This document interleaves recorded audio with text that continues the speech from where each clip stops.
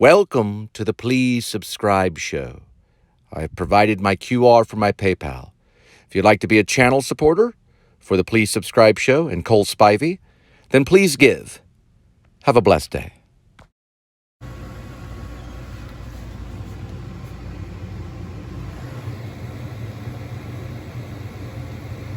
Keys like my alarm.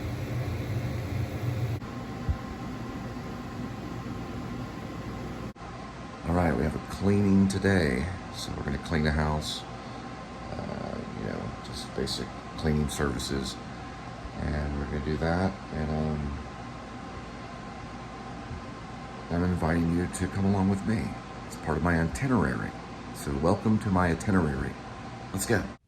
Hi, this is Jonathan. You can book my services directly from this website. And remember, Jonathan5825.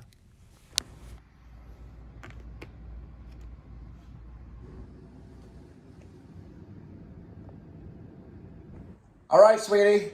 Have a good day at the factory. Just joking. All right, I'll be back. Love you. Okay. Now we just found out there's a train system that goes to Austin 4 hours. It's like $30 or something like that. All right, talking about September 11th. 2023 is what we're in. It's about 82 degrees Fahrenheit, 192,557 miles on the speedometer. I was going to tell my story about being in New York City, right by Gramercy Park during September 11th. Okay, so September 11th, 2001, I was in New York City, Gramercy Park, right in the city between Park and Broadway. I woke up late that day. It was the only day I really woke up late. And when I woke up, the alarm was going off, and I thought, my gosh, I'm going to miss, class, because I was in graduate school at the Actor Studio Drama School. It's a program that's connected with the Actor Studio at the New School University. And it was one James Lipton was running at the time. He was the dean. Well, I got up, and I panicked because I was late. I was maybe 9 o'clock or something. The first building had already been hit. Didn't even know about it. I got dressed as quick as I could. I ran to the hallway, and they had a spiral staircase that ran downward, and there was broken glass on the ground before the staircase. I don't know if it was symbolic or something weird. I don't know. So I didn't take the staircase. I got on the elevator instead. And when I got on the elevator, there was a lady in there. She was a student, and she had told me an airplane had hit the World Trade Center, and I thought it was a small personal plane, like a Cessna or something like that had crashed into the World Trade Center. And then later we found out it was commercial. It was a commercial airline. And then later we found out it was an American Airlines flight. I think there was a United one in American Airlines. But anyway, I always have to get my facts straight, so I'm going to read up a little bit about it before I tell the story. But what ended up happening was I went to a nearby convenience store. I figured it was the end of the world because we got news that the second plane had hit, which didn't make any sense. And that's when I knew it was probably some kind of weird attack or something, because two planes don't just accidentally hit the World Trade Center. And then there was news it was terrorism. So I went and I got I went to I don't know, a pharmacy or something. I don't remember exactly. It's like a convenience store, and I bought some peanut butter and water. I went back to my dorm room and stored the peanut butter and water underneath my bed, just in case things got too bad. I had a little bit to go on. My friend Chris, who was studying acting too, he was in the dining room, or the living room, or I guess it was the kitchenette, I guess. And he was at the radio listening play-by-play, and was kind of predicting if they would attack again or where they would attack. And so I said, well, I'm gonna go down there. And he said, you're gonna brave it? I didn't realize the danger of it all. So I walked down past 12th Street, past NYU, as close as I could get to it before they put the barriers up. They put these police barriers and all this stuff. And I got up there, and there was a lady from Talk Magazine that was doing a report, and she had gotten news that the buildings were going to fall. I don't remember her name, but she saved my life because she said, "Look, what are you doing here? Are you a first responder? What's going on?" And I said, "Well, no, I'm with the news school, and I'm just writing about it. I have my journal with me." She said, "Well, you need to get back because we have news that these buildings could fall." So I immediately listened to her, and I went back further away from the buildings, and then I got up to around like 12th Street or whatever, and that's when we learned the first building had fallen or so, and then the other building fell, I think an hour after that or something. And we saw a lot of that on the television, and I went to the news school. I remember I said a prayer. I was on the second floor of the news school and was watching. I could see the buildings. It was horrible. Anyway, that's what I always remember on September 11th. It's the same story.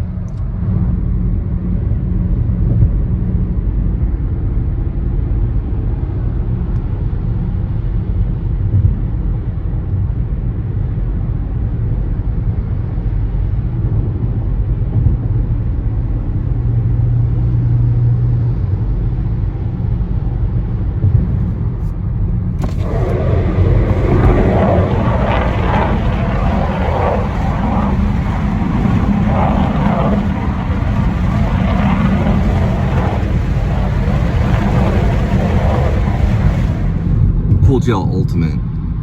It's a cool mattress. Alright, so today's cleaning is going to be in Saginaw. But I'm very grateful for that lady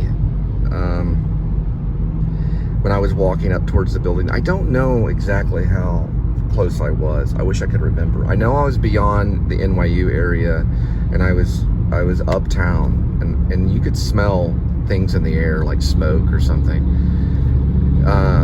Weird smells and weird noises and just things going on. It was like going into a war zone.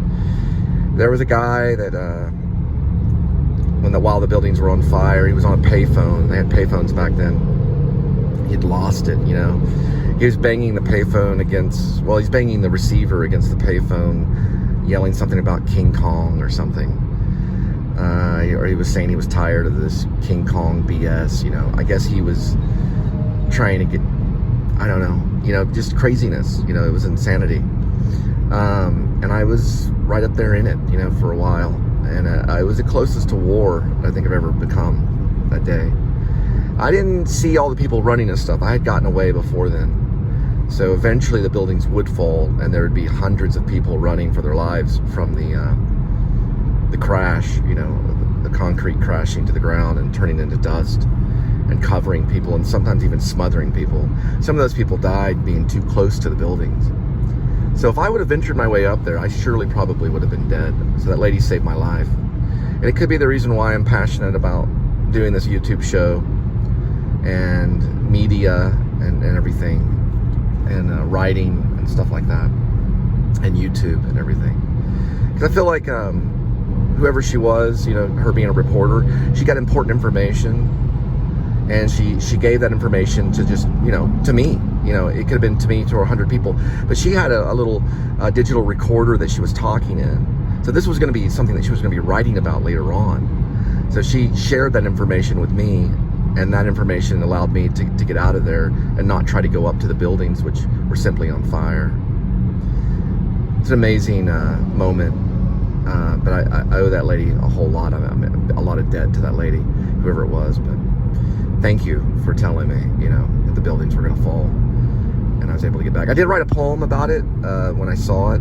So it was called "The Glass Man Fell," and I guess because of the amount of glass that crashed on the ground, I saw it as a giant man made of glass that fell that day. September 11th will always be in my heart, and those people will always be in my prayers. Alright, 2 dogs on the way. Do this whole job, 2 dogs. And I'm also grateful for all the police and fire department people and all the first responders that day on September 11th, 2001, because a lot of them died. You know, it was a bad experience, but they sacrificed their lives to you know, to save others. That's kind of what they do. But they had to, especially the firemen. They just ran in there not knowing, regardless of the results. You know, and probably a lot of them did know. Some of them wrote it down, and some of them survived. Oliver Stone did a pretty good movie about it. World Trade September 11th. Center. And it was an awesome movie with Nicolas Cage. Check it out. A lot of people gave up their lives. It wasn't just first responders. There was also citizens that sacrificed everything to just save a life, you know. Then there was a lot of military that came in with dogs to smell for survivors. That happened. So there's a lot of heroic stuff that happened weeks after the attack on September 11th, 2001. And there was also a community that got together. So I went down there again. This is when Giuliani was walking down there, and all those people were together, getting together to clean up the mess. And a lot of the construction workers, the people that got together with the bulldozers and all that stuff, were cheered on. And they went in lines, you know. It was like a traffic jam of people going, and not only people, but of vehicles, bulldozers, you know, all kinds of things that can extract large rocks and objects, because that's what the concrete became, you know, that could go down there and save lives. They were all cheered on because there was just tons of them. Fire truck after fire truck, you know, ambulance after ambulance. You just imagine a stadium full of first responders and stuff just going down there. And then everything was taped off too. If you were a civilian, you had to stay back, you know. It was like, it became a huge crime zone. Let this guy get over. That's exactly what it was. It was like a giant crime zone. And then what was weird about the city, though, you'd go outside, all of a sudden these black SUVs would light up because they were looking for a possible secondary or an echo attack, you know, something that was going to rise up. There was a boiler room that exploded, and like FBI, ATF, everybody showed up to investigate. Any weird thing that would happen after that day, everybody was walking on glass. People would just jump out of vehicles and investigate it. And it was that way probably for the rest of the year. And it's gotten better, but it was a jittery place to live. And I stayed after September until right before June. So I stayed until May. So it was like September, October, November, December, January, February, March, April, May. It's about another 8 months. I think I stayed the entire time for 9 months was my stay that year. And then I returned back to the South. And I got myself a QT dog before the cleaning. I put some of those banana peppers on it and one of these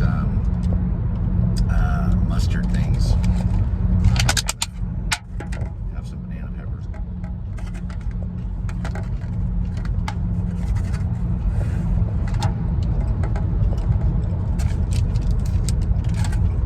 I'm driving, so I'll add the mustard later.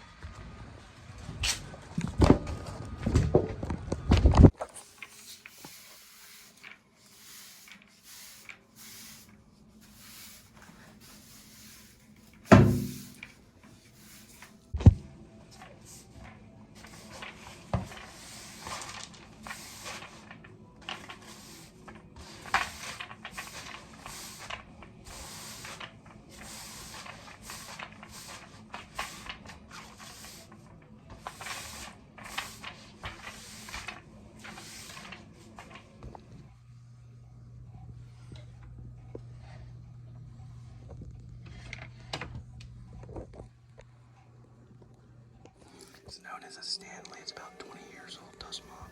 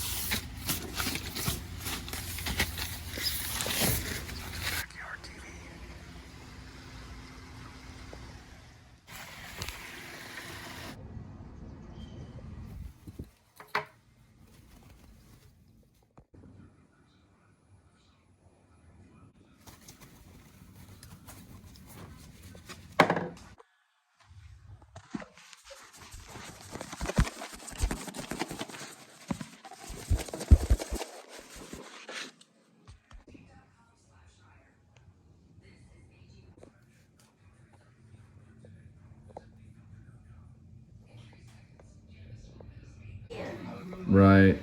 I would just keep it up all year.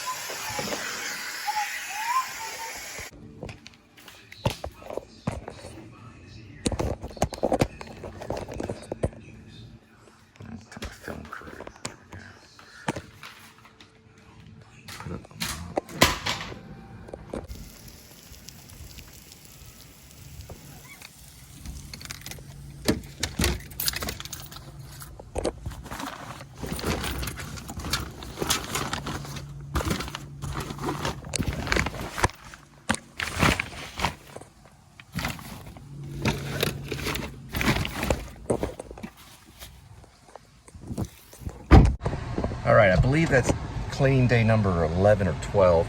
Officially, I think it might be 12. I didn't count the first cleaning day because you never know what to expect. I did do it. I did show some of it. Really nice people. The old lady is from Abilene, and her husband's from New York. That's why there was a little mini New York license plate with a Texas flag ceramic. Well, it wasn't a Texas flag. It was a New York little mini New York license plate with a ceramic state Texas emblem.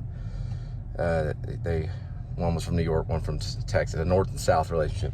Really nice people. Little strict, a little harder than normal, but they did tip. And They, I don't mind them instructing me, because you don't know, it's not your home, so they have to tell you and do like a little walkthrough, and they'll explain, we want this, and want the ceiling fans dusted, and I was sweating when I was left, and people sometimes want that, just specific little things, and I ask them, you got to communicate with them a little bit. Some people just go in there and they do their own thing and they leave, and that's fine too. But I'm new at this, so I learned. She let me use her thing called a dust mop. It was a Stanley, 20 years old. She actually cleaned houses for a living. The old lady did when she was younger. She did that for new houses. So what they did was they would build new houses, and before the new homeowner would come in, they have people that go in professionally and will clean the house, because they represent the new homeowner organization and things like that. So she was very nice, but she, told me what I needed to do and made sure, I did certain things. I moved stuff around. But she was a very sweet old lady. But it's strenuous, it's not easy. Okay, so I'm not saying, just because I have a past in acting and I like to tell stories and I write screenplays and I do all that stuff, doesn't mean that everything in my life I do is easy. That stuff is fun to do. It's not easy either. But this kind of stuff can be strenuous, sometimes they're 5-hour durations, sometimes even 7-hour durations, depending on the pay. The longer the duration, the more they have to pay you. So that's how it works. And sometimes it can be a 3-hour duration and they can pay you more, and they can always tip. Now what I suggest, I didn't do it with them, but I told them that they can tip on the app, but I always suggest to leave you can ask for a tip, because everything we do is before tip. You can ask for a tip, or you can give them your Cash App, or whatever you choose to use. Okay, whatever form you use, and at least they have it. Okay, and you say, this is just, decide if you want to tip later on or whatever. You have my information. I do that to some people, but some of the older folks, they don't understand it as much, so I just tell them just deal with the app. But they do understand the app. We're in Saginaw.